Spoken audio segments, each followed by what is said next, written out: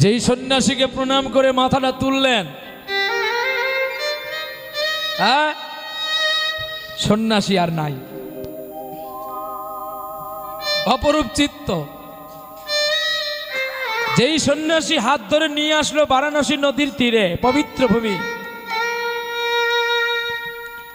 দীক্ষা দেওয়ার পরে যখন সেই জগৎ পিতা কুবের দীক্ষা দিলেন আর নাম দিলেন নিত্য আনন্দ। আজ থেকে তুমি সকাল জীবকে নিত্য আনন্দ প্রদান করবে। সেই নিত্যানন্দ প্রভু যখন জগৎগুরু পিতাকে প্রণাম করতে গেলেন, গুরুদেবকে, আর প্রণাম করতে গিয়ে দেখতে পেল কি জানো? অপরূপ মাধুর্য লীলা। উঠে দেখে আর সে গুরুদেব